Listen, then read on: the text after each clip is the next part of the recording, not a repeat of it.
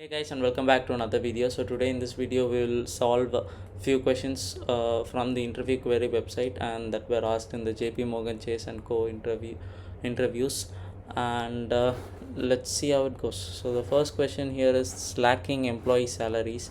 So suppose your company needs to cut down the costs due to an economic downturn. During a coffee break you hear a rumor that a lot of money goes to employees who don't do their work, and you decide to find out if the rumor is true.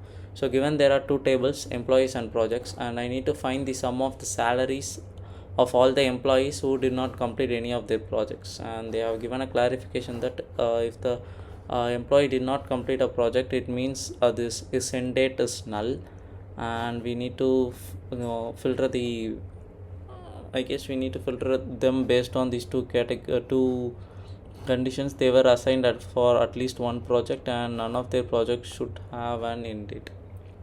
Okay, and then we have our tables. So the first table is employees, and we have ID, salary, and the projects table, and we need to get the total.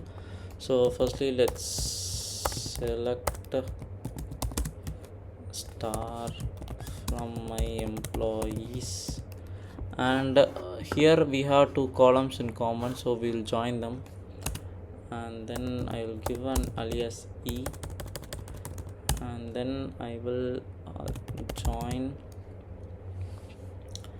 my projects table. So projects p on e dot id, and then I will get p dot employee id. And now what are the values that I need the sum of the salary. I need the sum of salary, and then I need to check the employee id as well. So I will check e dot id, and I will group it by e dot id. So let's say group by e dot id. So this is the basic stuff, and now let's try to implement these conditions. So to implement this, I will keep this query in a table, in a CT table, and then I will select. So I need to know the count of the projects that the employee is working to as greater than 1. So for that I will here calculate the count of the project id which is coming from my projects table. So p dot projects id as total projects.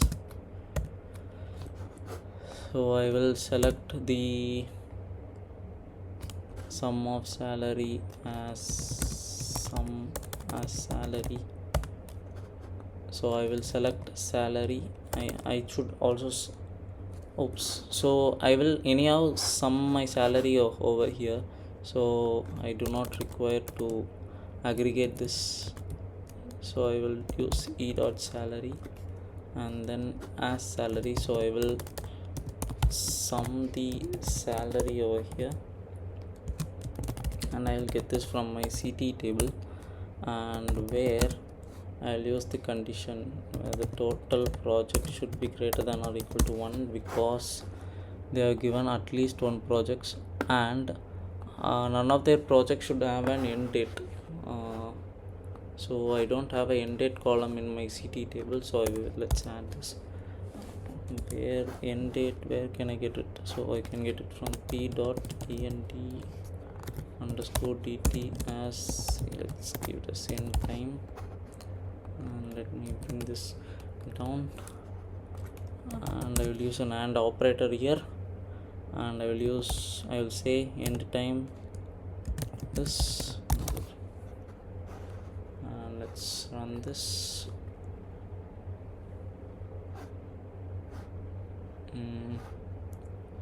Yeah, we got the values, but we need to change the alias. So as total slack salary, and then let's submit it.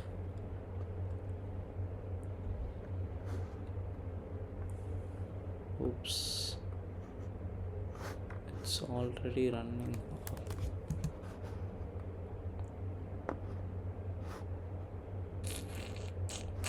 Yeah, all the test cases have passed, and let's, I guess, and now let's move to the next question. So the question here is, as part of the financial management in a large corporation, the CFO wants to review the expenses in all departments of the financial year 2022. Write a SQL query to calculate the total expenditure for each department in 2022. Additionally, for comparison purposes, return the average expenses across all departments. And then we have to round it to two decimals. Okay, so we have two tables, departments and the expenses. So we need to get these columns. So first let me join it. So select star from my departments, give the alias D, and I will do a join here for now. And what am I joining? I am joining my expenses table E on D dot ID equal to E dot department ID, and the first thing I need is the department name, so I'll get the D dot name, and the next thing I need is total expense, so I will sum I can get the expense from this amount, so amount, and I'm getting this amount from the expenses table, so E dot amount. And what do we need? I need the average, so average is the count of district department ID, right? We will sum it, so it is again sum of E dot amount, and I will divide it by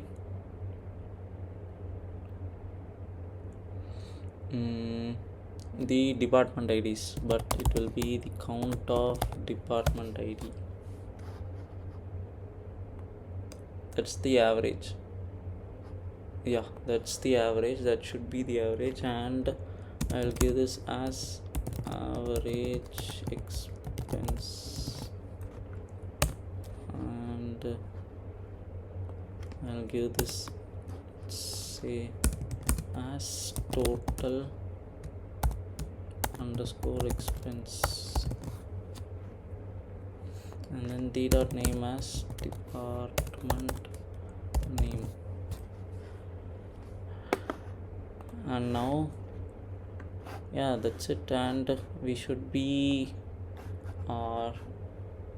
calculate the total expenditure for department to from the year 2022. So I will use the AND operator for year, and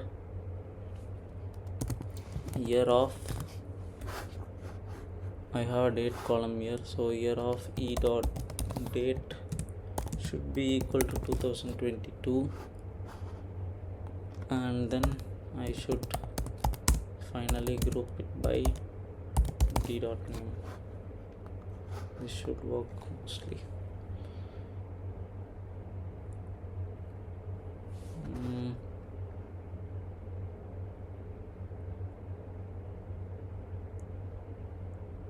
I got an average expense, but since we are grouping it by the department name, this is the average expense has also got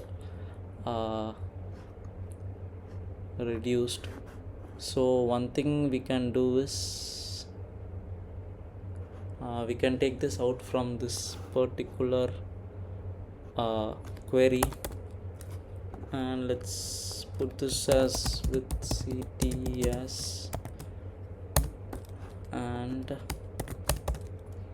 I will select everything from my CTE, but I should select the calculate the average. So average will be from average of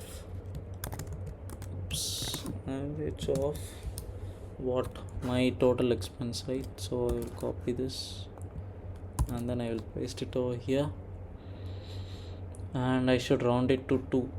So let me create some bracket and round it to 2. Yeah, this should do.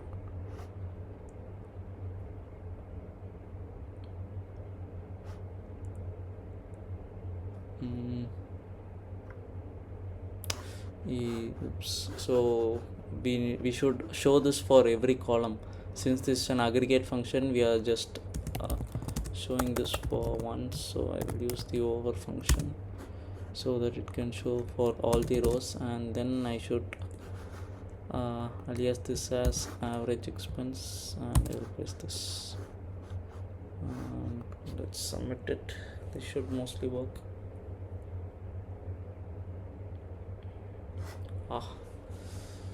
We got an error.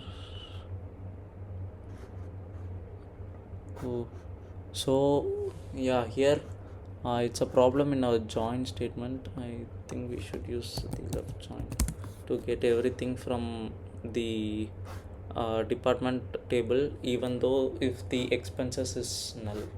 So we should use left join over here, and then we will submit.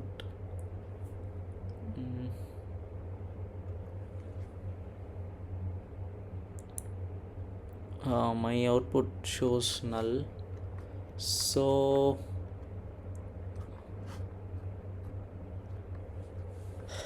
we should show 0. So we can use the call function. So suppose call function, and if the amount is null, it will print out 0. So let me submit this now.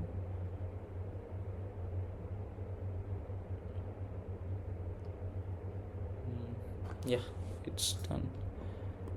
So the things to keep in mind here is we need to use the left join over here, because we need to take every department names, even if the total expense is 0, and also we should not return the null value. Instead we need to return 0. Therefore we need to use the collage function, and we have used 0 over here. And we should not also use the average. We should not also calculate the average in the department table, because we are grouping it by the department name after all. And when we are grouping it by department name, the average will be calculated based on the department itself. But rather we need to take the comparison for the comparison purpose. We need to return the expenses across all the departments. So this is the only way to do it. So here is our last question for the day. So given a transaction table with date timestamps, we need to sample every 4th row order by the date. So they are asking us to order it by date. So let's write the query. So we select created at, and then we will select the product ID from our transactions table. So transactions, and then we will group it by 1, and then we have to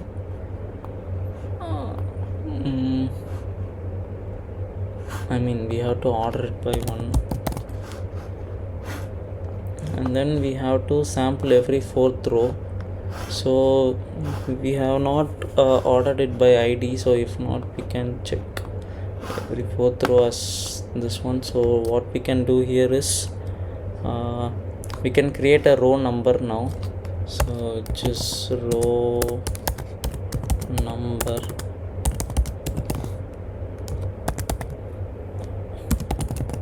over I will order it by 1 again.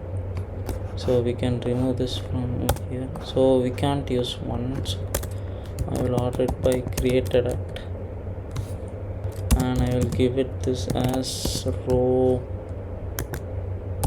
number,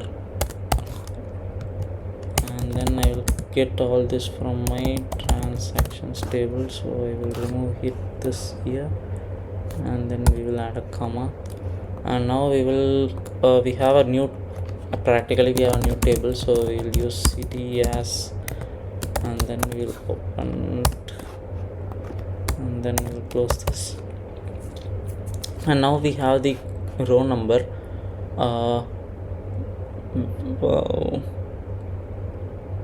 After that we need to select every fourth row, right? So now the row numbers will be from 1, 2, 3 and 4. So I need to get the fourth, and then 5, 6, 7, and then I need the 8th. So we can use the mod function, and if when we divide the row number by 4, and if we get 0, we will get the rows. So we will select star from CTE where row number mod 4 equals 0, and let's run this.